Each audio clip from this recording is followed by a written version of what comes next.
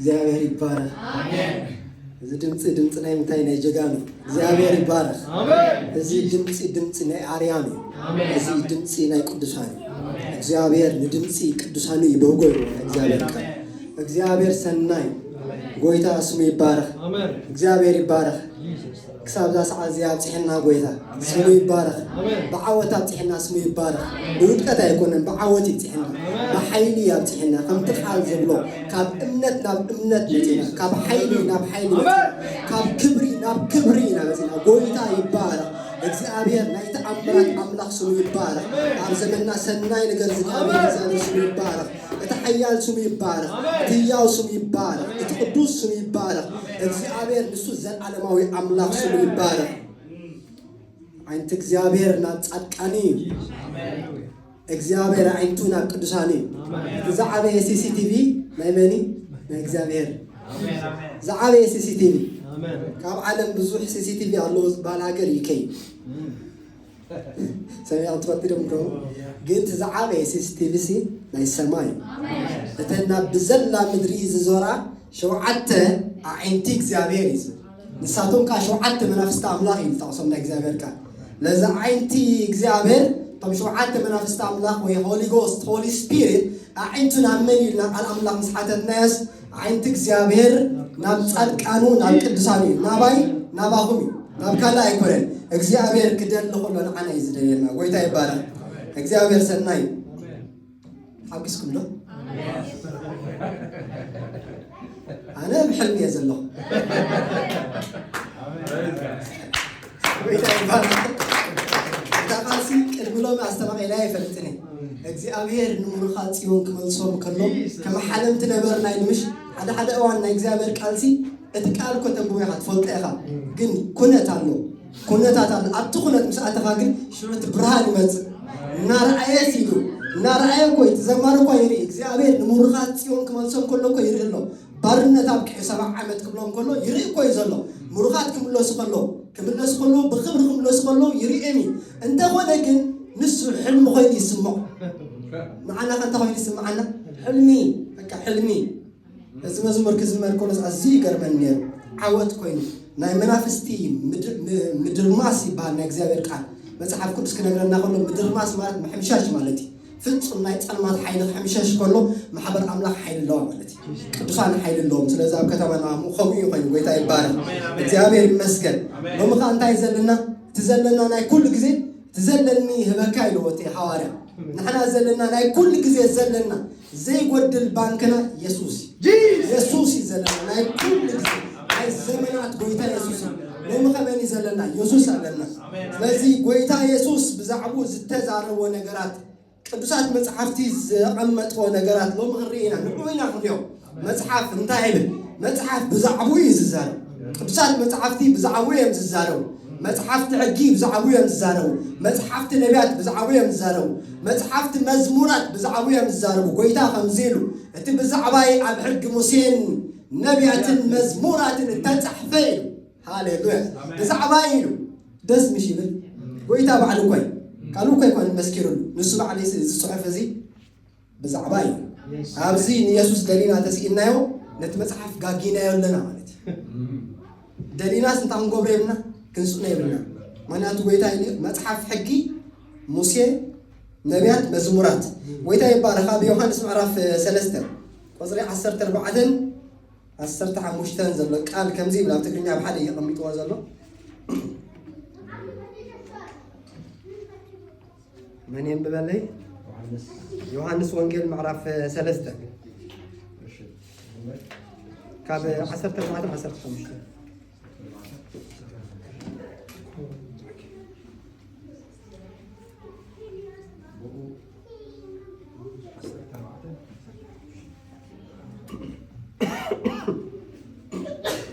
بوزع من كل ما يزال على الهوى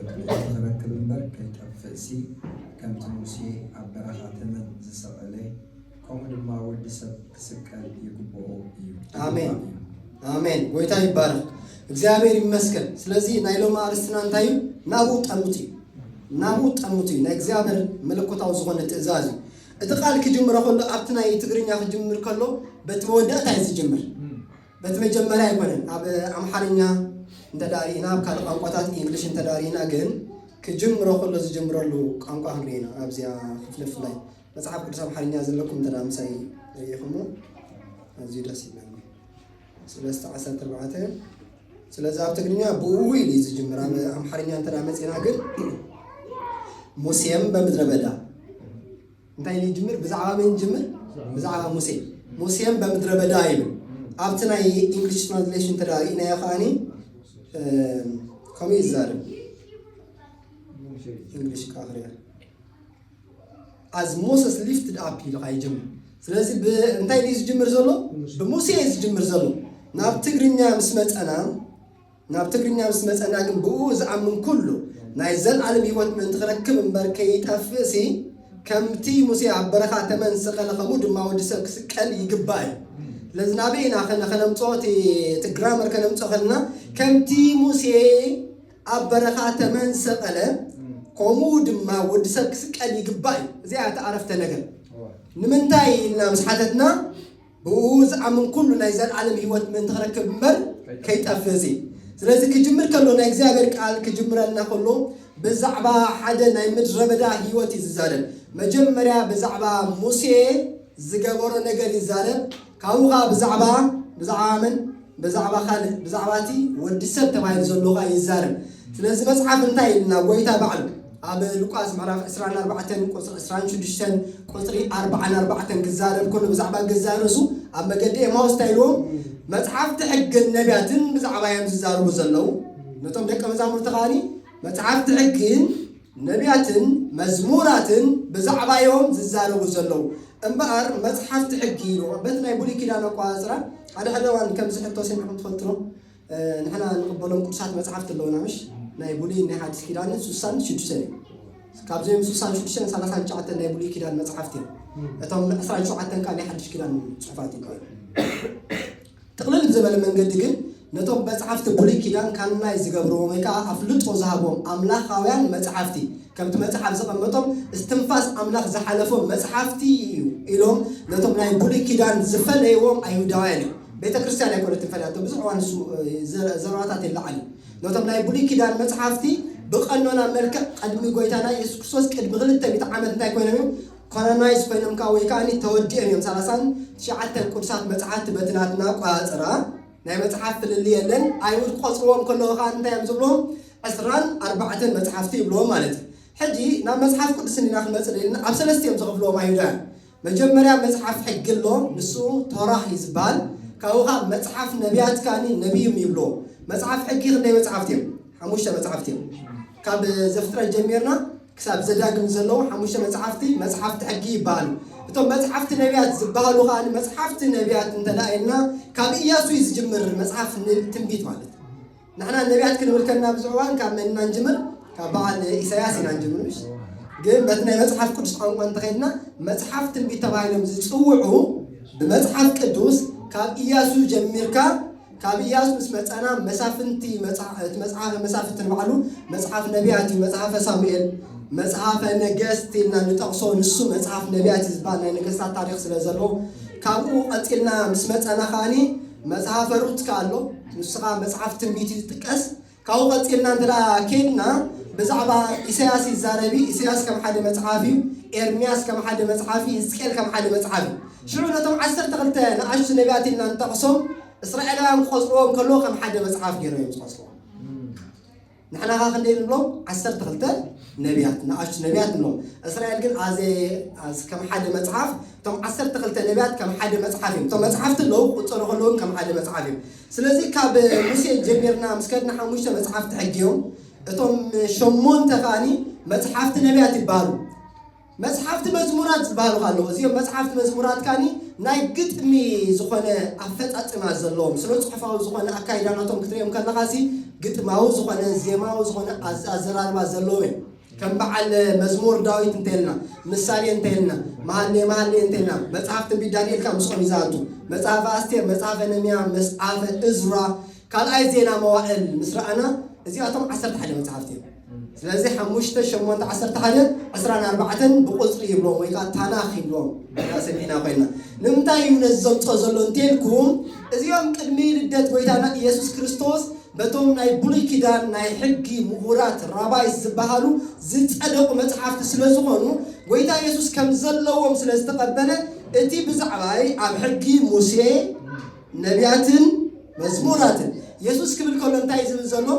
ኣብ ሕጊ ሙሴ ኣብቶም 5 ብዛዕባ እዩ ኣብ መጽሓፍቲ ነቢያት ኢልዎም ዘሎ ኸዓኒ ካብ ኢያሱ ጀሚርካ ክሳብቶም ንኣሽቱ ነቢያት ዘለው መጽሓፍቲ መዝሙራት ኢሉ ክጠቅስ ከለኻ ካብ ዳዊት ጀሚርካ ክሳብ በዓል ኣስቴር ዘለው 11 መጽሓፍቲ እዚኣቶም ኩሎም ብዛዕባይ እዮም ዝዛረቡ ዘለው ብናትና ኣቆፃፅራ ሲስተም ክሪኦ ከለና ኸዓኒ እቶም መጽሓፍቲ ለውጢ የብሎምን 39 ቅዱሳት መጽሓፍቲ ይባሉ ስለዚ 39 ቅዱሳት መጽሓፍቲ ብሉይ ኪዳን ብዛዕባ መን እዮም ዝዛረቡ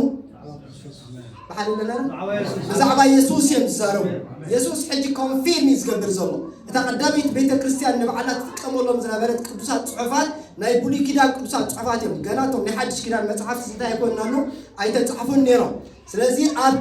ኣብቲ ህዝቢ ምስ ወፀ ጴጥሮስ ኣብቲ ህዝቢ ምስ ወፀ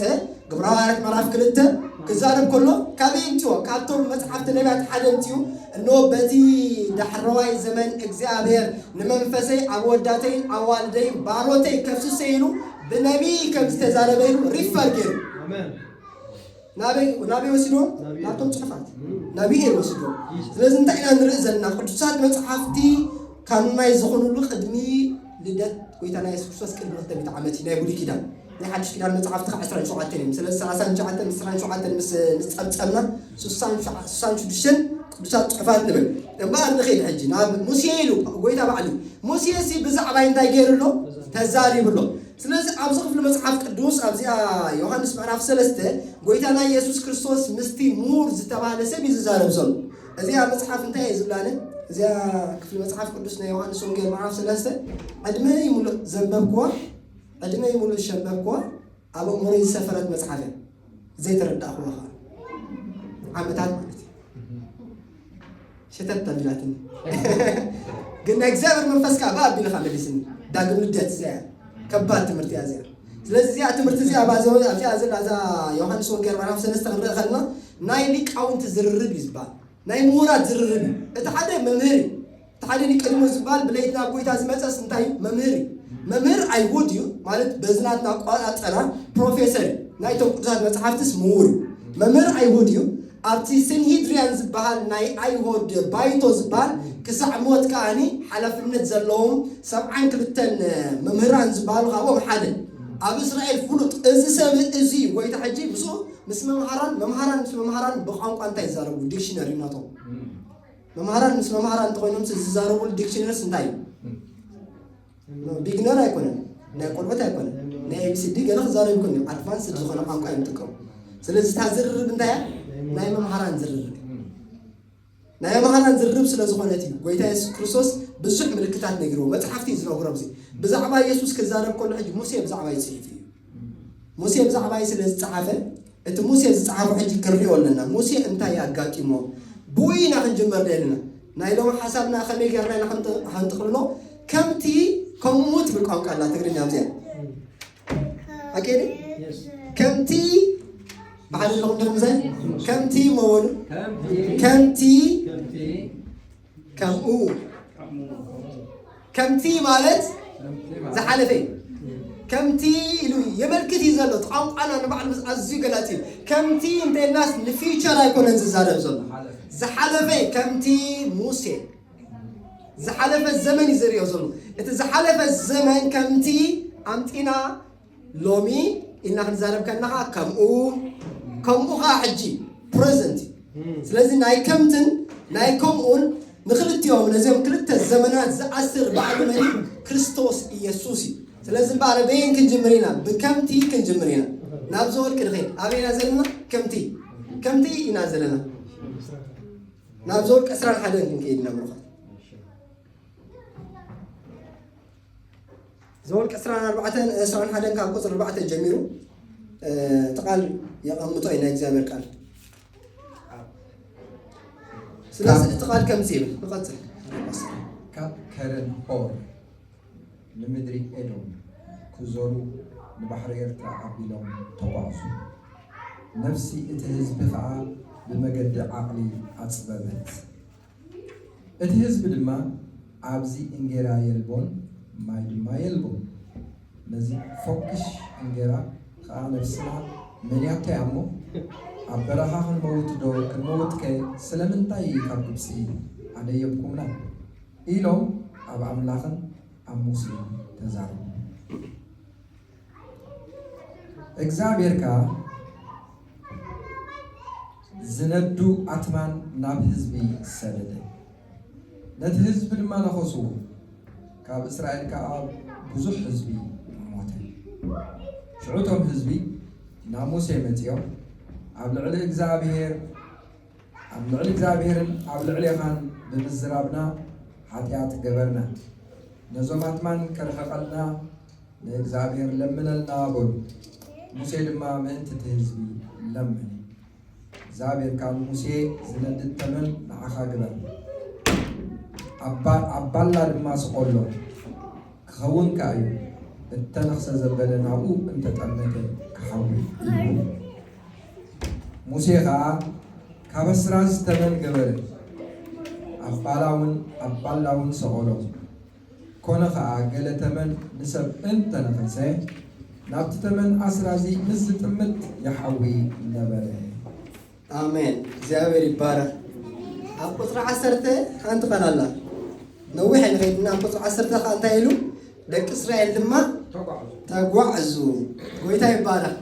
እግዚአብሔር ይመስገን ሕጂ ኣብቲ ከምቲ እንትና ዘይተረዲእና ኣብቲ ከምኡ ኣይርዳእናን ከምቲ ምስተረድኦ ሰብ እንታይ ዝርዶ ከምኡ ከዓ ዝርዶ እቲ ከምቲ በሃል እንታይ ይዛረብ ዘሎ እቲ ናይ ምድረ በዳ ህይወት እዚ ዘሁልቅ ዝበሃል መፅሓፍ ዘሁልቅ ማለት ቁፅሪ ማለት እዩ በቲ ግእዝ ቁፅሪ ማለት እዩ ቁፅር እንትና ኮይኑ ሁልቅ እንዲ ቁፅሪ ማለት እዩ ስለዚ ወይ ከዓ ናምበርስ ካብቲ እንግሊሽ ማምፅሞ ኣብቲ ናይ በኽሩ ፅሑፍ እንተዳሪእና ናይ ዕብራይስጥ በኽሩ ፅሑፍ እንተዳሪእና ግን እታ መፅሓፍ እንታይ ትበሃል በሚድባር እያ ትበሃል በሚድባር ማለት ምድረ በዳ ማለት እዩ ናይ ምድረ በዳ ጉዕዞ ማለት እዩ ስለዚ ኣብዛ ናይ ምድረ በዳ ጉዕዞ ብሓሊለና ድና ኣብዚ ኣብዛ ናይ ምድረ በዳ ጉዕዞ ዘጋጠመ ነገር ኣብዚ ናይ ምድረ በዳ ህይወት ዘጋጠመ ነገር እዩ ተፃሒፍልና ዘሎ ተመዝጊብልና ዘሎ እስራኤል ክኸዱ ከለዉ እስራኤል እቲ ናይ መጀመርያ ዝኾንዎ ነገር እንታይ እዩ ነፍሲ እቲ ህዝቢ ዓቕሊ ኣፅበበት እዩ ናይ እግዚኣብሔር ቃል ክነግር ከሎ ነፍሶም ኣብቲ ምድረ በዳ እንታይ ኮይና ወዲያ እንታይ ኢና ንብል በቃ ጠንቂኻ እታ ነፍሲ ወዲያ ነፍሲ ኩሉ ግዜ ክትውድእ ትኽእል ነፍሲ ክትፅንቀቕ ትኽእል ዋላ ኣማን እንታይ እዩ ዝምግባ እዩ ወሳኒ እቲ ዝምገቦ ነገር እቲ ዝሪኦ ነገር ነፍሲ ሓፂር ርሕቐት እያ ትርኢ ብቓል ኣምላኽ መገዲ እንተዳ ዘይተማእዘነት ከዓኒ ነፍሲ ነቲ ትሪኦ ኩነታት እያ ትመስል ስለዚ ኩነታቶም እንታይ ምድረ በዳ እዩ ኣብ ምድረ በዳ እዮም ዝኸዱ ዘለዉ ኣብ ምድረ በዳ እዮም ዝጓዓዙ ዘለዉ ኣዒንቶም ዝሪኦም ምድረ በዳ እዩ ዝኸድዎ ምድረ በዳ እዩ ዘለዎ ህይወት ምድረ በዳ እዩ ፀሓይ ኣለዎ ንፋስ ኣለዎ ዝተፈላለዩ ዓይነት መንገድታት ኣለዎ እግዚኣብሔር እኳ ብብዙሕ ምሕረት ብብዙሕ ፀጋ ከሊልዎም እንተኾነ ንሳቶም ግን ኣብ ምድረ በዳ እዮም ዘለዉ ስለዚ ነፍሲ ትሪኦ መንገዲ ወላ ሓንቲ ነገር የለን ኣብ መዝሙር 23 ክዛረብ ከሎ እግዚኣብሔር ጓሳይ ዝጎድለኒ የብለይን ናብ ልሙዕ ሸኻይ ይመርሐኒ ናብ ዝዓርፈሉ ማይ ይመርሐኒ ንሱ ንነፍሰይ ይህዳ ምእንቲ ስሙ ኢሉ መገዲ ፅድቂ ይመርሐኒ ኢሉ ጎይታ ይባረክ ስለዚ ኣብዚ ንሪኣ ነፍሲ ኣብዛ መዝሙር 23 ዘላ ነፍሲ ከንታያ እታ ነፍሲ እዚ እቲ ጓሳ ናበይ ዝመርሓ ናብ ሸኻ ስለዚ ንነፍሲ ዘሐጉሳ እንታይ ሸኻ እዩ ዘሐጉሳ ምድረ በዳ እንተኮይንኻ ዓቕሊ ኣፅበበት ኢልዎ ዓቕሊ ፀይብዎ ስለዚ እቲ ፍሉይነት ሪእዎ ኣለኹ እቲ ዘማሪ ብሓጎስ ይዛረብ ዘሎ እግዚኣብሔር ጓሳይ እናበለ ምክንያቱ እንታይ እዩ ሸኻ እንተዳ ትርኢ ሃሊኻ ኮንካሲ ባይ ኔቸር ንሕና ንባዕልና ነፍስና ትናባል እንተዳ ናብ ኔቸር ዘለዎ ቦታ ርኢና እንስሳታት ኣብ ዘለዎ በዓል ነብሪ በዓል ኣንበሳ በዓል ገለ እንተዳ ውፅእ ኢልናሲ ሳምቲንግ ይስማዓና ምሽ ፍውስ ይብለና ካብ ዘለና ኣትሞስፌር ዝተፈለየ ነገር ስለ ንሪኦ ዘለና እንስሳታት ከይተረፈ ከምኡ ሰንስ ይገብሩ ወይ እቲ ንሪኦ እንታይ ክገብራ ክእል ነፍሲ ማለት ደስ ክብላ ክእል ደስ ዘብል ነገር ኣሎ ኣብዚ ግን ዝሪእዎ ነገር እንታይ ምድረ በዳ ወላ ሓደ ነገር ኣይሪኦም ዘለዉ ስለዚ ነፍሶም እንታይ ኮይና ነፍሶም ፀይዋ በቃ ዓቕሊ ምሰፅበበ ዘጋጠመ ነገር እንታይ ዓቕሊ ምሰፅበብካ እቲ ዋና ነገር ዓቕሊ ምፅባብ ኣይኮነን እቲ ፀገም تسأجم عقلي مسات بمستجيرهم عقلي مسات ببوكنا كزارو جميرهم قالات كوص جميرهم نايم جمر يعني تبي قالات كوص جميرهم زخونه يكون كاب أبنا إنه صوم قالات كان تعلو ناتو زخونه زرع له ناتو زخونه فرن له مالتي كزاوية يبارك سلسة عبد قال كم زيب الاتيز بدما أبزي إنجرا يربون ما يربون لازم فوكس إنجرا نفسنا منياتو يامو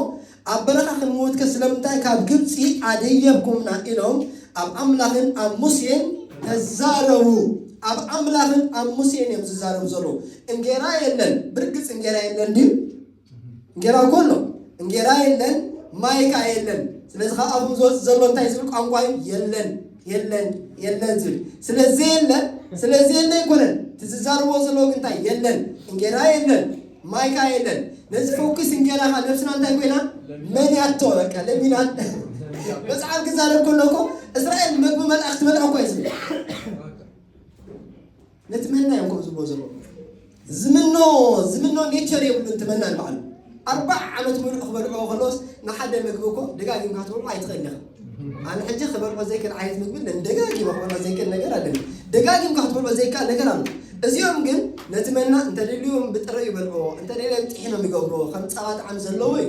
استفاد عيد أزاتات زلوي أبزو كلنا مدرب دا قعزو نعو نفسهم تايكويناتو من ياتو بكا نفسهم تايكوين الله حدا نجار تتحيز الله تا نفسي إتا نفسي تنافق الله كال تنافق الله تنافق قال نجار الله اللوكو زتتحزن له من له ناي ملاختي مقبيل ومصحف قدس قلت لنا قالوا إتا نفسي قال كال نجار تنافق سلازلا أمكسي أبيرن أب موسينسي تزاريبهم سلمن تايك نموتلكم نام مدربدا أو تعخمنا إخزابير إسرائيل كان مدربدا خوصهم كلوس أم مدربدا بنت خدر بيهم دي كومودي تسفقال كوهم يكون كان أخي تبقى خلوسي نابتا معرن طبعا توحز مدري كأتوكومي إلو إخزابير تايبومي كالي يبومي إتا نفسك نتقال تاي قبرتهم إحازتهم سلازي كال سلازي نبرا مدربدا قيد كالله مدربدا قفوي وادي بزي كال كبيدي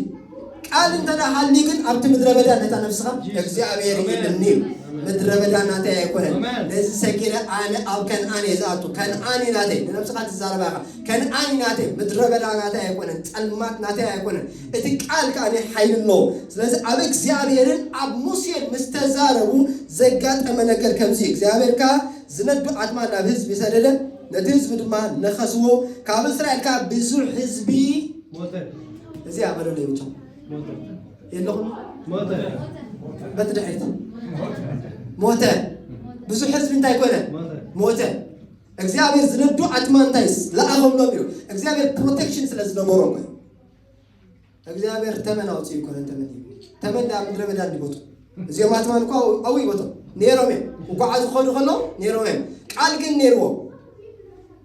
ግን ኔሮም ተኻልታይ እግዚአብሔር ስነተ ህዝብ ምሕረት ስለዝመረው تمنى نقصوا هيكل إخزيابر تاي قبرهم نير يكلا خلوا لهم نير protection نيرهم يكلا خلوا لهم نير حجيكنا أب إخزيابر زلوا أمنت أب قالوا زلوا أمنت كدربي وخلوا بعلتاتهم دقيتات كفتهم لذا على أوام إخزيابر سلام تاي كم زجيرو زبل حتى يلا علمش إخزيابر يكون عندهم كير مجمرة عن انتاي جري عن انتاي كفتي عن انتاي دق كفتي إخزيابر محاري وإخزيابر محاري حاف خمان إخزيابر دقيتات قران تقول لهم كعطوا زلهم دقيتات لا مجمرة عطوا زلهم دقة أفبا زي دقة قالات نخاف أفنا زوت نجر كله بتعم خنتنك أقول زلنا نجر إتقالات أنتنا تغفيتو إتسبخوا ميل بعلي المودة اليوم سلازم مس أواج أنت يكون يسرعي استزرع زبالة كله يسرعي بزعبوه حج استزرعوه جيجاز وقد خلاص لزوانه أتمان متيوم أتمان كان تزبخ نفسه وجميرهم زجات أما نجر انتنا كان تزبخ بزوحات كموتو جمرو لازم ودع أنت يكون مالتي موت كوين እግዚአብሔር ዝኸዶ መንገዲና እንዴ ሸውዓቶም ህዝቢና ሙሴ መጽዮም አብልዕ እግዚአብሔርና አብልዕ ለኻም በምዝራብና ኃጢአት ገበርና ነዞም አድማን ካልሐቀና ለእግዚአብሔር ለምነና በሉ ወይታ ይባላል እግዚአብሔር ከሰምዖም ዶ ሰሚዖም ዲ እቶም ህዝብ እንታይ ይሓትቶም ሕቶ ናይቲ ህዝቢ ነዞም አድማን አልሐቀና እግዚአብሔር ከሰምዖም ዶ نقص البر እግዚአብሔር እንታይ ይበል እግዚአብሔር ከአን ሙሴ ዝነድድ ተመናዕኻ ግበር ኣባላ ድማ ስቐሎ ክኸውን ጋዩ እተንኽሰ ዘበልናው እንተጠመተ ክሓዊ እዩ ሙሴ ከዓ ካብ ኣስራ ዝተመን ገበረ ኣባላውን ሰቐሎ ኮነ ከዓ ገለ ተመን ሰብ እንተነኸሰ ናብቲ ተመን ኣስራዚ ብዝጥምት ይሓዊ ነበረ ጸሎት ናይቲ ህዝቢ ሪኢኹም ኣለኹም እግዚአብሔር ጸሎት ናይቲ ህዝቢ ኣይመለሱም ጸሎት ናይቲ ህዝቢ ነቶም ኣጥማ እንታይ ግበረልና እዩ ኣርሐቐና እዩ እቶም ኣጥማን ግን ኣይረሓቑን ኣብቲ ታሕቲ ተጻሒፉሎ ገለ ተመን ሰብ እንተነኸሰ እግዚአብሔር ግን እንታይ ሓድሽ ሜካኒዝም ኣምፂሎም እቲ እቶም ኣጥማን ኣይኮኑን ዘይነበሩ ሓደ ባህሪ ግን እግዚአብሔር ገሊጹሎም እስራኤል ክእብስ ክእል እስራኤል ወላ ሕጂ እቶም ኣጥማን ተኣለም ኣይኮኑን ነቶም ኣጥማን ከም ዝመፁ ዝገበርዎምሲ እስራኤል ባዕሎም እዩ ቃላቶም ቅሩም ስለ ዘይኮነ ኣብ እግዚአብሔር እንታይ እቲ ሕጊ ይፈሪድዎም እግዚአብሔር እኳ ፈሪድዎም ሕጊ እንታይ ሕጊ ጨካኝ ሕጊ ይፈርደካይ ዓስማ ሓጢአት ይልዎና እግዚአብሔር ሞት ይልዎ ስለዚ ሓጢአት ገበርና ምስ በሉስ ሓጢአት ስለ ዝገበሩ እዩ ሞት መፅ ስለዚ ሓጢአት ንኸይገብሩሲ ጋረንቲ የብሎምን ሓጢአት ስለ ዝገብሩ እግዚአብሔር ነቲ ፍርዲ ከርሕቆ ኣይክእልን ሓጢአት እንተገይሮም እንታይ ክመፅእ ሞት ክመፅእ ሓጢአት ተገይሮም ቶም ዝናኸሱ ክመፅኦም ንሶም ብምሳሌ እስራኤል ክድሕር እዛ ቦታ እዚኣስ ሓጢአት ገይሩ ዶ ብሱሳ ሓጢአት ገይሩ ስለዚ ናይ እግዚአብሔር ቃል ግን እንታይ እግዚአብሔር ግን መለኮታዊ ዝኾነ ምኽሪ ሂቦ እግዚአብሔር ናይ ሰማይ ምኽሪ ገሊጹሎም ናይ ሰማይ ምኽሪ ሰማያዊ ዝኾነ ናይ እግዚአብሔር ምኽሪ ይመጽ እግዚአብሔር ኢልዎ ሙሴ ክዛረብ ከሎ ንሙሴ ንስኻ ተመን እንዲ ዝነኽሶም ዘሎ እቲ ተመን ዝንከስ ዘሎ ከዓ ብተመን ዝንከስ ዘሎ ኣካል ኣሎ ስለዚ ተመን ክነኽሶም ተመን ካብ ምንካስ ጠጠው ኣይብሉ ምክንያቱ ሓጢአት ካብ ምፍፃም ሓጢአት ካብ ምግባር ካብ ምእባስ ጠጠው ስለ ዘይብሉ እምበር እንታይ ዳ ተመን ኣስራዚ ስራሕ ንዕኡ ከዓ ኣባላ ስቐሎ ኣብ ቅድሚ ኩሉ ከዓ ግበሮ እቲ ተመን ኣስራዚ ተሰቂሉሎ ተመን ኣስራዚ ስቆሎ ኢሉ ናይ እግዚአብሔር ቃል ክዛረብ ከሎ ብዛዕባ ይዛረብ ቃል ክነግረና ከሎ ኣብ ዘዳግም ምዕራፍ 21 ቁጥሪ 23 ዘዳግም 21-23 ብዛዕባ እዚ ይዛረብ ብዛዕባ ምስቃል ይዛረብ lifted up ምስቃል 21-23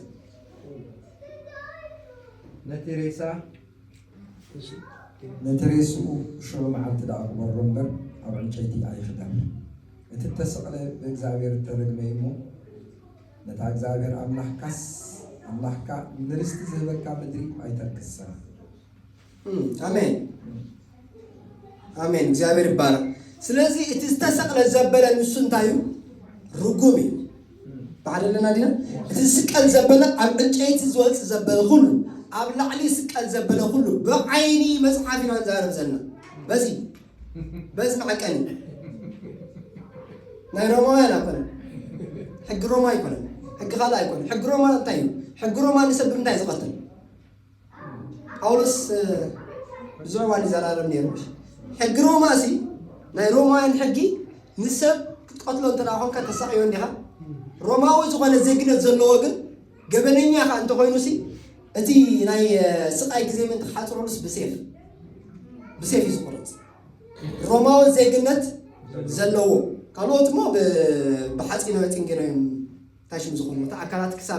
ክሳብ ተመንጭቱ ዝኸይድ ይውቅዑ ብዙሕ ዋና ሮማ ኸም ይገብሮ ማለት እቲ ናይ ሮማ ሕጊ ኸም ሮማዊ ዜግነት ዘለዎ እንተኮይኑ ግን ገበነኛ እንዲ ሞት ግብኦ እንዲ ቀልጢፉ ምእንቲ ክመውት ግን እንታይ ገብሮ ብሴፍ ክሳዱ ብሴፍ እንታይ ገብሮ ይቀትልዎ ማለት ብቋንቋ መጽሓፍ ቅዱስ ተዛሪብና ገና መጽሓፍ ቅዱስ ናይ ሓደ ሞት እዩ ኣብቲ ምድረ በዳ ገሊጹሎ ናይ ሓደ ተመን ኣስራ ዝስቐሎ እሞ ንሱ እንታይ ኢሎ ርጉም ኢሎ ዝተሰቕለ ዘበለ ንሱ እንታይ ርጉም እዩ ብመን ዝተረግመ በእግዚአብሔር ዝተረግመ ስለዚ እቲ ተመን ኣስራዚ በእግዚአብሔር ከም ዝተረግመ ኮይኑ እንታይ ኮይኑ ተሰቂሉ እግዚአብሔር ኢልዎም ሹ እግዚአብሔር ዝበሎም ቋንቋ ይዘድለና ንዓና ክኸውን ከዓ እዩ ቋንቋ ኣሎ ጎይታ ይባረክ እግዚአብሔር ይመስገን ኣብ ቁፅሪ 8 እግዚአብሔር ከዓ ንሙሴ ዝነድድ ተመን ንዓኻ ግበር ኣብ ባላ ድማ ስቐሎ ክኸውን ከዓ እዩ እዚ ኣብ ሓደ ንበላ ክኸውን ከዓ እዩ እንደገና ክኸውን ከዓ እዩ እተነኽሰ ዘበለ ናብኡ እንተጠመተ ክሓዊ እተነኽሰ ዘበለ ናብኡ እንተጠመተ ክሓዊ ሓደ ነገር ኣሎ እግዚአብሔር መለኮታዊ ዝኾነ ፍልጠት እዩ ዝበካ مجمريا ملوكتاو زغونه فلطت ناي سماي فلطت بموسى أبيل نابت حزب تزركيو إتا فلطت انتايا نتتمن أسرازي انت دا ريخايوس كتحوي خاتم الفلطت إذا فلطت إذا أنت دا زي فريت واسب تمن أسراز خنكاس كله فلطت يقول انت يخدبي بكا بجاكع قبلوي انتاي دي تمن تنخيس كاتايت قبل حوالي أبزي تمن تنخيس النسي نورمالي إذا حدا وانت هناك زيابر قالكو خريو نابت وتاعنا تمن بس انت نخيس اجرين تنخيس النسي نبي يزري عن عيني نابت سنقسكو نورمال سبكمي وي تمن نخيسن عنكر يتي نخيسن اجري نخيسن نبي نانري نابت استنخسكاي نابت قنزاز قبل الكازلو منات لك حنخسكا خلو قنزاي زعت زلو سكيات ابلو ناوينا نتمل اتفلت اتزلو غنا نابت استنخسوم ايتمتني نابي يتمت ابزندي خاطر نخيسكا خمسخطر لك بسمعت قنزاي ناو نابت سقول كتريو لك من كاس الله نابت استنخسكايو مالت نابت ناتكا مننت ايتمتني زيابر كوميلو نابت استنخسكمو نابت زچفقكم زلو نابت زحمكم زلو ناو ايتمتني واسو رحمك الله دي نابت مدانيت نابت فوسي امين حدا نجر ميس انت غير سمت خمسه غاطمو ابز تفطرو ابز حدا حقن مجمريا فلطت تزعيزو اتا فلطت ناي سماي فلطتا እግዚአብሔር ሙሴ ነግሮ ሙሴ አለት ህዝብ ነግሮ ሙሴ እና ተዛረበ ሆለ ዘይ ሰምዕ ዘበለ በቃ ሞይቱ ክንከስ ይምካሱ ይተርፎኒ እታ ፍልጠት ግን የቡሉን ነቲ ተመን አስራዚ ክትምቶ አይከለኒ አዋቴ ተረዲናሉ ተቃልኮም ይዝብለና ሰሎ ስለዚህ መጀመሪያ ፔይ አቴንሽን ይብላ እግዚአብሔር ቃል ነቲ ቃሌሲ አቴንሽን ሃቦ አቃለ ወሃቦ ወደ ልብኻ ሀበን ንብል ከሎ ምክንያቱ ከንታዩ ልብኻ እንተ ዘይብካ ሞት ይራ تامن قد خماي عبت من ربنا بزحات مويتمي سلازنا إخزابر قال خمسة قمطة موسيقى كاب أسرازي تامن قبرة أبالله سقالو كونغا زي كونغا فتعميز نقل كونغا قال تامن سامن تنخزة نابتي تامن أسرازي مزت أمت يحوي نبرة هاليلويا آمين قويتا يبارك تامن أسرازي لو أسرازي مالت بخام قانا نحس مالتي ስለዚህ ትሊቃ ካህን ናብቲ ቅድስተ ቅዱሳን ቅድም እተውቶም ሊቃነ ካህናት ኢዶም ይሕጸቡ እቲ ማይ ዝሕጸቡሉ ገበራ ካኒ ወይ ካ ማይ ዝዓቅሩሉ ቦታ ብነሐስ ዝተሰርሐ بحاتين أيكون أنا حس أب مقدس بزعل مقدس أنت حاتينا ثلاثة عينات نجارين زلوا ورك له برر له نحسن حاتين أيجبرنا مقدس ترجم أبل وركي ناي ديفينيتي ناي ملوكة تاون ملكتي زلوا سلسل بزعل أنا حس كزارب كله نحس كنتاي نحس كاني ناي نسألنا ملكتي ناي دل دادة ملكتي نو أو يورسالم بزعما يورسالم كزارب كلوسي نتي معصو مهار حر معصو خيب لما مقو حسرازي زبلو عنقونال اسرازي مالت ترير ايس برين سلازم ملكت ناي حيلي ملكت ناي نتهناي امبار تتمن تسرع زلو تمنسي تمن نيك بمنتاي تسرع زلو باسرازي تسرع زلو سترونغي مالت حيالي برتوع እንደገና ንጹይኻ تتمن تا عدت اللود تتمن ولا حدا حدا يقول تتمن تن حيل الله أنت تتمن أسرع زل حيل أنتاي أنت ناسي حيل هوت أبو الله حيل هوت أوي زلوا حيل موت بإجرم ساعتها حيل موت بإدام ساعتها حيل موت مسنا خسكاس بمتأمات زبالة خلو مستأمت كاس حيل هوت كاونا بخي حلف آمين قويتها يبارك بخمسين نايم مدرة بدا هوت مس حلفو قطر عصر تنتهي لا قميتنا دك إسرائيل لما تقعزوا أنا زي أبدا عم فتيا هو أمدر بدا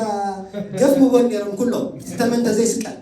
نعم قعز كنت يقولنا بس يحوم تقعزوا أنت الناسي هو تاوي زقعز زمو تسب قعزي أي قعزني بقى بدني يا باي اليوم كنت قعز جميرهم كابي وسيدهم متحيني كاو كان تمن أسرازي هو تقبلهم كم تي زي بعد النهار زي أنت يا كم تي أفيهم لو أنتم مدربنا أفيهم نعم نسيهم سي الله بزوج قبروني قرار تمن كعب له يتمت وضعه تحنتي فلتت يخمو فلتت أوش تحنتي كمل الله تفلتت ما هيوتي فلتت هيوتي زمت لك حط متوقع لها هيوت رك ታፍልጠን ንሰን ስለዚህ እዚኦም ኣይብሱን እዮም ይብሱባ ግን ኩሉ ግዜ ነይን ጥምቶ ነቲ ተመን ክንመውት ኢና ዝብል ስቃት ኣለዎ ክንመውት ኢና ዝብል ስቃት ኣለዎ እንታይ ላሳልኩም የብሎምን እንታይ ግድስንነ ብዛዕባ እቶም ዝነዱ ዓድማን ይሓስብኒ ኣይሓስቡን እዮም ካብ ብዛዕባ እቶም ዝነዱ ከማን እቶም ዝነዱ ዓድማን መጀመርታ እዮም ፈሪዖም እምበር ሕጂ ይፈርሖምን እዮም ክነኽስዎም ከለዉ እታ ምስጢር ፈሊጦማ እዮም ይጥምቱ ጥራይ ይነኽስዎም ይጥምቱ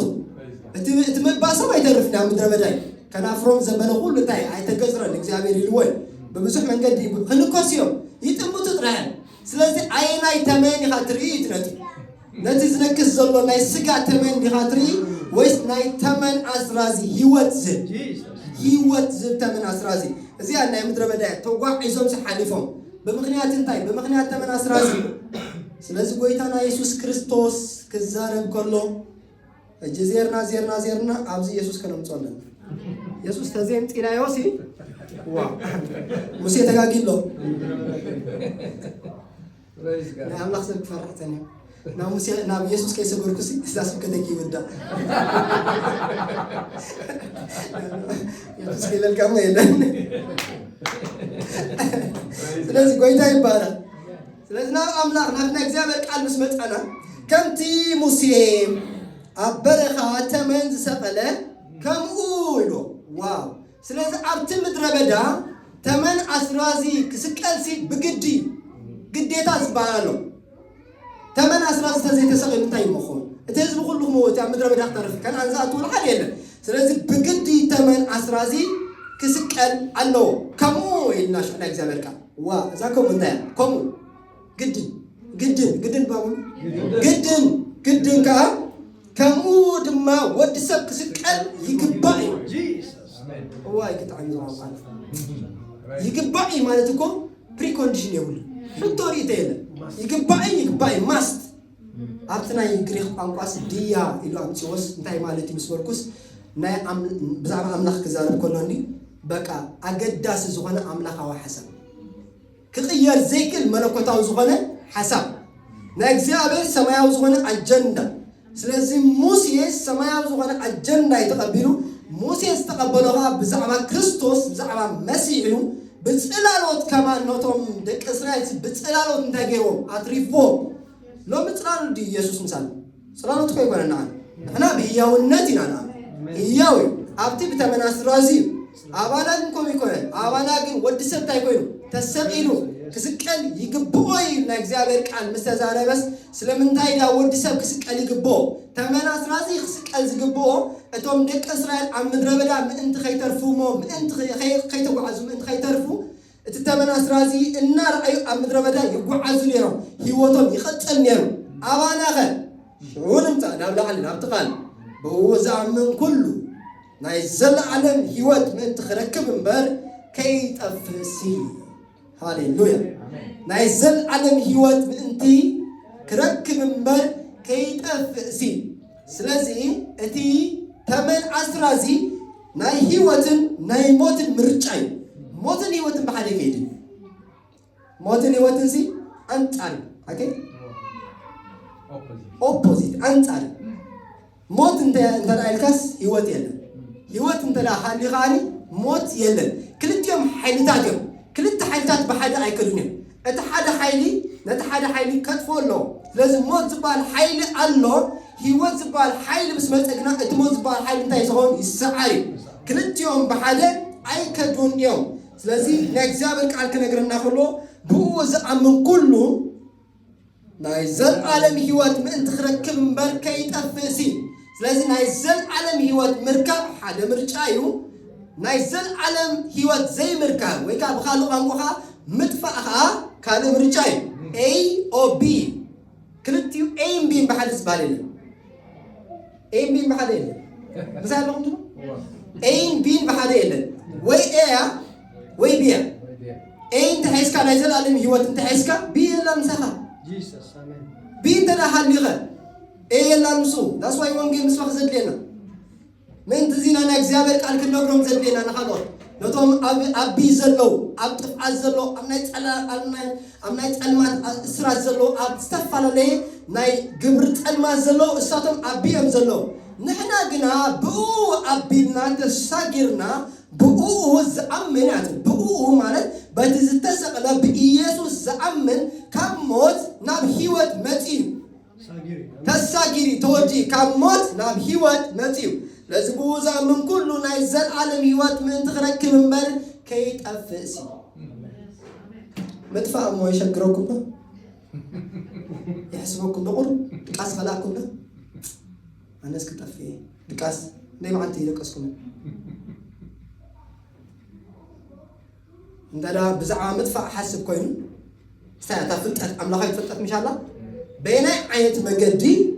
كموت نبيوت كمستساجرنا أنت رسينا يوم بزعة مدفع كان حسبنا جم بين عيت مجدينا كموت نبيوت تساجرنا بين عيت مجدي من أي قويتنا يسوع كريستوس دم بقولون خيد غلاطيا كيدنا غلاطيا سلسته 10 سلسته غاز قرم ነገር አለና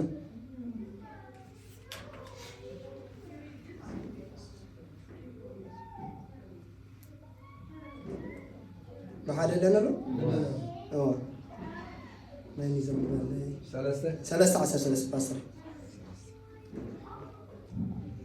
نحنا لتتسفى منفس بإمنة كنقبله اتبركت أبراهامون بيسوس كريستوس لازم أنت خونسي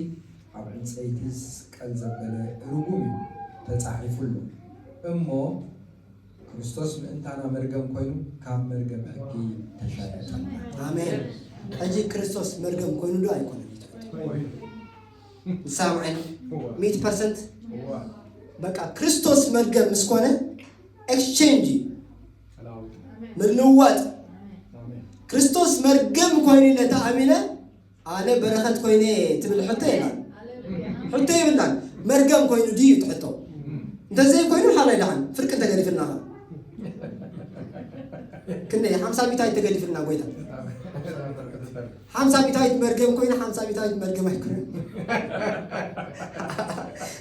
تقال تايزبل كريستوس أنا سأل زي نجزاك قالكو ريماز بالوايتو نسي ريما مالت بغلاط اتقالسي يا اتوكا وا كريستوس مرجم كوينو كتب له قالا قليل باي غورن كريستوس سي مرجم كوينو وايزو انتاينا نمزل كريستوس سي رغوم كوينو تقالكو بي كريستوس رغوم كوينو نبي إسحاق مرة 50 10 تنتنا متيناسي እግዚአብሔር ከአበሳ ሁላትና አቡ አውዶ ኦይሎምሽ ዋ أتصير غزالة بكل خير كحمشي شو خافته كحمشي ማለት እኮ ከም ዘይ ነበረጎም ከም ዘይ ነበረጎም ረስፈተው ለዚህ እግዚአብሔር አበሳ ሁላትና አቡ አውዶ እንታ ኮይኔ አበሳ ሁላትና አወጁ ከምት ተመና ስራዚ አበሳ ናይ ተስብ እኮ የተሰኪሙ ተሰቂሉ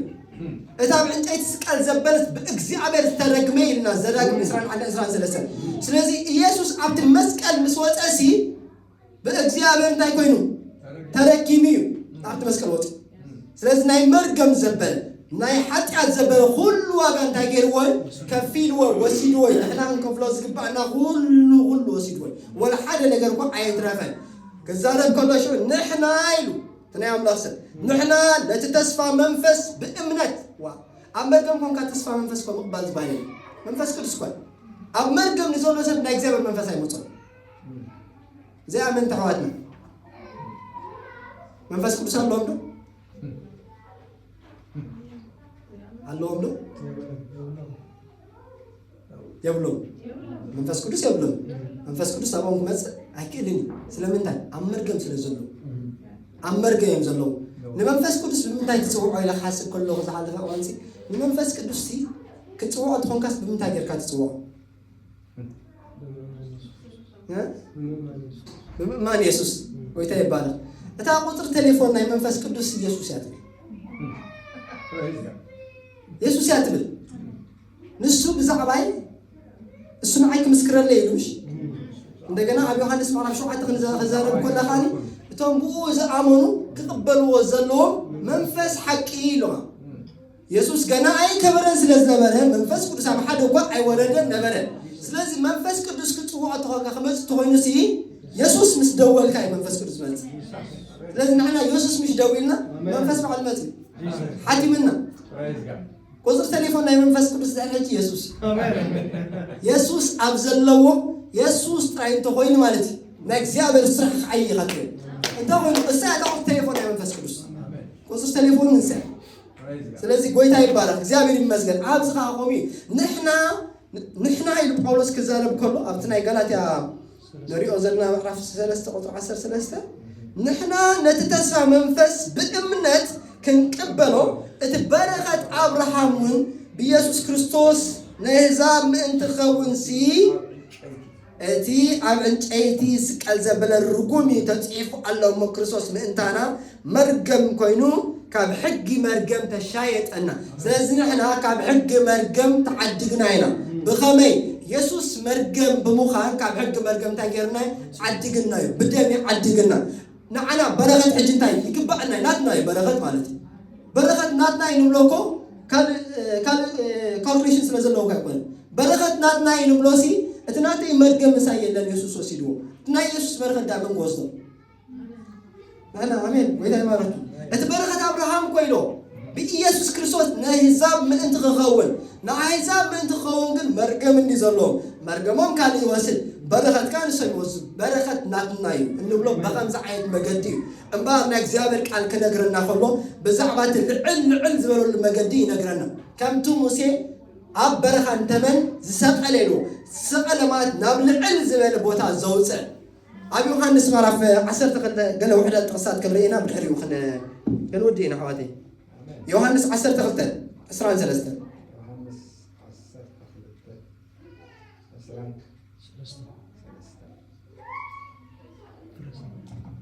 ኢየሱስ ድማ መሊሱ በሎ ወዲ ሰብ ክኸብር ግዚኡ በፂሓ እያ አሜን ኢየሱስ ድማ መሊሱ በሎ ወዲ ሰብ ክኸብር ግዚኡ በፂሓ እያ ሽሮ ብዛዕባ እንታይ ዛር ብዛዕባ ፍረስርናይ ናብ ምድሪ ዘይወደቐት ዘይሞተትን በይናያ ትነብር እንተ ሞተት ግና ብዙሕ ፍረ ከም ትፈሪ ብሓቂ እብለኩም ኣለኹ ኢሉ ተዛሪቡሎ ስለዚህ ናበይ ንኺድ እንደገና ናብ ዮሐንስ ምዕራፍ 8 ቁጥሪ 18 ስለዚህ ኢየሱስ ንወዲ ሰብ ልዕል ምስ ኣበልክዎ ከምቲ ኣቦይ ዝመሃረኒ ከምኡ ከም ዝነግር እምበር ኣነ ምዃነይ ካብ ርእሰይ ሓንቲ ከም ዘይገብርን ሽዑ ክትፈልጡ ይግባእ አሜን እግዚአብሔር ይባረክ ስለዚህ ኢየሱስ በሎ ንወዲ ሰብ ልዕል ምስ ኣበልክሞ ይብል ንወዲ ሰብ እንታይ ምስ ገበርክሞ ልዕል ምስ ኣበልክሞ ቅዱሳት መጽሓፍቲ ብዛዕባ ናይ ኢየሱስ ኣወላልዳ ጥራይ ኣይኮኑን ተዛሪቦም ብዛዕባ ናይ ኢየሱስ ሞት ተዛሪቦም ኢየሱስ ብኸመይ ዝሞት ኢየሱስ ብዳርባ እምኒ ሓደ እዋን ኣብ ናዝሬት ብዳርባ እምኒ ምሽካር ሞደለ ኢየሱስ ግን ብማእኸሎም ሰንጢቑ ኣለፈ እዩ ብምንታይ መሲሕ ብዳርባ እምኒ ኣይመውትን ንምንታይ ጽሑፍ ሕጊ ሙሴ ኢሉ ሙሴ ነቲ ተመን ከልዕሎ ከሎሲ ናይ መሲሕ ምሳሌ እዩ ስለዚህ መሲሕ ብኻልእ መገዲ ኣይመውትን መሲሕ ብሴፍ ኣይመውትን መሲሕ ብዳርባ እምኒ ኣይመውትን መሲሕ ብዝተፈላለየ መንገዲ ኣይመውትን ሕጊ ዝበሃል ንሱ እዩ መሲሕ ብምንታይ ይመውት ኢልና ንሙሴ ምስ ሓዘርናየስ መሲሕ ዝመውት ልዕል ኢሉ እዩ ዝመውት ጎይታ ይባረክ እቶም ፅሑፋት ብዛዕባ እዮም ዝምስክሩ ክብል ከሎሲ እዚ እኮ ፅሑፋት ብዛዕባ እዮም ዝምስክሩ ኢየሱስ ፅሑፋት ብዛዕባ እዮም ዝምስክሩ ክብል ከሎ ኢየሱስ ልዑል ኢሉ እንተዘይሞይቱ ፅሑፋት ብዛዕባ ኣይመስከሩን ማለት እዩ እምበር ቀፂልና ክንርኢና ክልተ ጥቕሲ ክንርኢና ብድሕሪ ይኹን ውዴና ጎይታ ይባረክ ኣብ ዮሐንስ ምዕራፍ 12 ቁጥሪ 32 ክሳብ 34 ኣነ እውን ካብ ምድሪ ልዕል ምስ በልኩ ንኩሉ ናባይ ክስሕዎ እየ ብኸመይ ዝመሰለ ኣማውታ ከም ዝመውት ከመልክተሎም እዩ እዚ ዝበለ ስለዚ እቶም ህዝቢ ንሕናስ ክርስቶስ ንዘለኣለም ከም ዝነብር ደኣ ካብ ሕጊ ሰማዕና ንስኻ ግን ከመይ ኢልካ ኢኻ ወዲ ሰብ ልዕል ክብል ይግብኦ እዩ ትብል ዘለኻ እቲ ወዲ ሰብ እቲ እንታይ ኢሎም መለሱ ሃሌሉያ ጎይታ ይባረክ ጎይታ ይባረክ እግዚአብሔር ይመስገን ኣነ ወንካ ምድሪ ልዕል ምስ በልኩ ኢየሱስ ክኸይድ ከሎሲ ጎይታ ናይ ኢየሱስ ክኸይድ ከሎ ስቕ ኢላ ከይድ እንቀሳቐስ ከሎ ኢየሱስ ክንቀሳቀስ ከሎ ብፅሑፋት እዩ ዝንቀሳቀስ مش عبز عدي ماكينة خزور كله سبب سنتين تكن نافيجيتر نايس نافيجيتر صحفاتي كله زقبرو صحفي بتصحفي زقبرو كله زقبرو بالدينجا زقبرو لحد نجارين موتو كوا خيترف موتو كوا خبيد موتو كوا خيترف فاسي قويتا يسوس أنا وان كان مدر العلم مسبالكو سلازي انتاي زملك انتاي كهوم نيروم لتوم سبات أنا العلم مسبالكو مسبالس أنا كوا كان مدر العلم مسبالكو نقولوا نبايك سحوية مسمع سبسي بتصحفات كرنو بصحفات كرن تجمرس من دا كوني لعل زبل ነገር ዝገበረ መምህራን የምዜ መብዛሕቱ ናይ ብሉይ ኪዳን እንታያለው ፍልጠት አለው ናይ ጥቃል ልዕል ዝበለ ቋንቋ ክሰምዕ ከሎስ ናበይ ከይዳሎ ናብ ጽሑፋት ምስከደ ኣብ ጽሑፋት ሙሴሲ ነቲ ተመን ኣስራዝ ልዕል ኣቢሉ ስለዝሰቀሎ ካብኡኻ ህይወት ስለዝፈሰሰ እቲ ህዝብኻ ኣብ ምድረ በዳ ኣይሞተን ስለዝተጓዓዘ እዚ ድማ نلعب بمتمات هيوات يركب الزبل برهان ينكرخ زقبه برهان قمينير اتقام قاسمي خايف يكون نزحلف لعلم مسبله صحفات انتاي يقولوا زعوازي ثلاثة سنتين يوحنا سنتين بغميز مسألة عمودا كم زمود كمال كتولهم إليو يسوس بصحفات يزاربالو بناي موسى صحفات يزاربالو نسوا توم كنتا قبرو كاستقولوا أي كانوا سلازي توم هزبي ريو توم هزبي ماله أنا خازي أزيا قريماتن بزي أخدم دمي سلازي توم هزبي نحناس كريستوس نزل عالم كم زنبر دا كاب حقي سمعنا حكم دم كريستوس نزل عالم يزنبر انت يوم تقولوا زلو مسيح يموتني يوم تقولوا زلو زيو قل مسيح نزل عالم جزيو زنبر سي مويتو مستنسي مرقم من داب انتهي كوسن مرقم من داب انتهي كوسن سلازي نتوم صحفة انتهي اي قبروا من اي فلوتهم كاب حقي لهم كاي توصل كاب حقي سمعنا نسقاقنا خميل كايخا ود سب العل كبلي قبوي اتبل زلها اتود سب اتخل انت وايلهم ملسلو يسوس بصحفات الزارب نساتهم حق نفلتينا يوم زبرا نتحققن اي فلتولهم مناطق اتحقي بعليو الثمن اسراز العل اللي نخسك الكم زلو اكزيابير يقومي ابيوتنا خوميو زي مدفع زرخبنا يوسي نزي مدفع ناس قبرنا بلاتنا يكون نزي مدفع ناس قبرنا العل اللي يستسق له ود عمله بإيماننا اتقالكم يلو بوز عمن كل يلو أبتي تأمتيلو مش أبتنا بولي كدان نابتي تمن أسراز تأمتيلو أبا حدش كدان كات تأمتي زبلنا نحدش كدان عين كنا أمنته عين حدش كدان أمنته سلازي تأمت مالت أبراهيم عسى خلي تغزانا كله نابتي حفرتني ويزوش ما أنت أبكلمي زلوا مسك البزوع تعجزه ناي أمنتنا حواريان ليك كان الزغل يسوس نتأمت تقاوم أنتي نبي يسوس نتأمت مدربة عندنا حالنا حجي نبي حال تأمت نبي نفسك كيكون نبي يسوس كنا تات عندنا حالي كنا تات اللي مدربة نبي تأمت نبي يسوس الله لي وامزي بزحل أنت فلخ زول فلخ زول اللوليم وأنو جين متأمت كان عليه كريستوس وإذا يبارك زيادة يبارك